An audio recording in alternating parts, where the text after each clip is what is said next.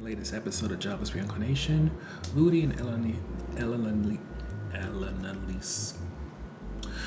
begin their journey to rescue Zenith, and you're led to wonder if you should worry about it being too easy for them to get to the Labyrinth City. So get into the recap. Originally, when it came to Rudy and Elinalise, the idea was they're just gonna leave. But after kind of questioning that idea for a bit, both decide to tell people that they're gonna go. And of course, this leads to Sophie getting emotional,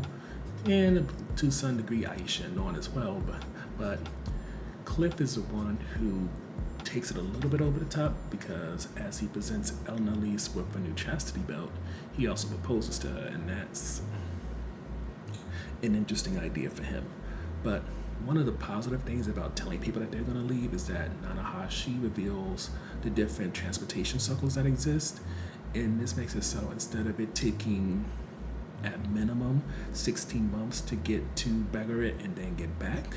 it could take only a few months, and Rudy could be back for Sophie's first child / his first child. But this is all assuming things go well, going there and going back. Which, luckily, getting there, things are rather easy. The circle works, and even though there is a little bit of a time delay, there's no issues that can be seen immediately. Which leaves it so the only troubles that Rudy and Elinalise have are, one, that chastity belt doesn't last too long, and eventually, Elinalise has to deal with her curse.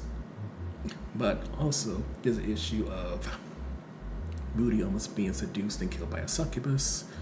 and the after effects of that succubus still leading to him coming on to Elinalise. And on top of that, there is the issue of having to fight scorpions, griffins, but considering Elinalise is well-traveled and then how strong Rudy is, that's easy pickings. And because there's not a lot of trouble or drama between Rudy and Elinalise, they continue this sort of brother-sister or best friend relationship, which leads to them talking about Elinalise's history with Paul, how she met Zenith when she was around Rudy's age. And while of course there is some kind of desire to really pick apart what happened between Paul and Elinalise,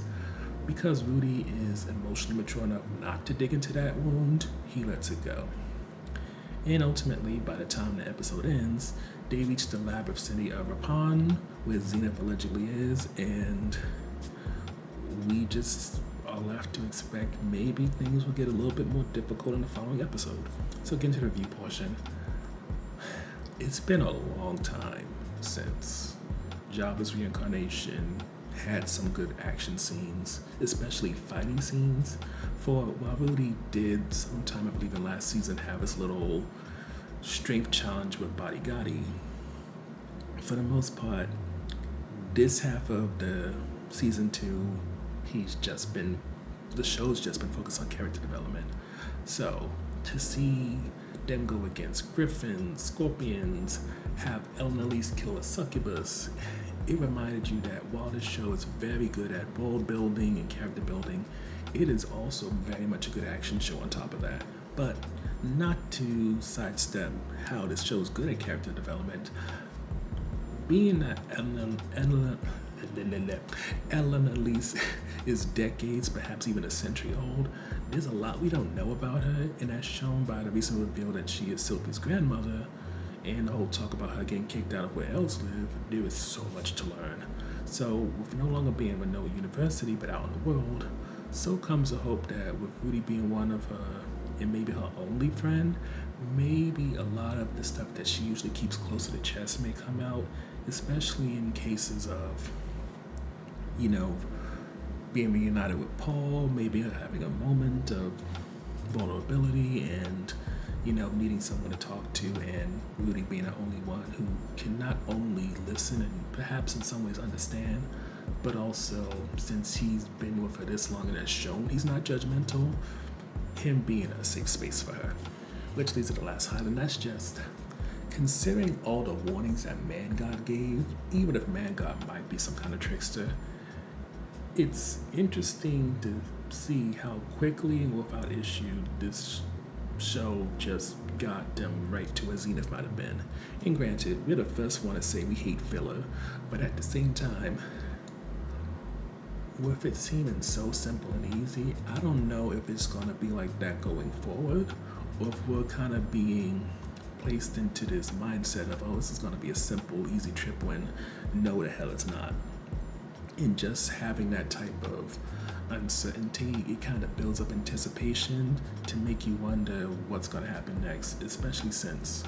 when it comes to Paul and Zenith, we haven't seen them for a while. Zenith we haven't seen in a hell of a long time, so the potential of this either leading to a very emotional moment or one where it has a lot of violence in it, both are high, and it gets us rather excited for what's coming next. With all that said, with heading back on the road with what arguably may be Rudy's best friend, Jobless Reincarnation gets back into world building and shakes off the rust the show is starting to develop by giving us the type of action that was part of its selling point in season 1.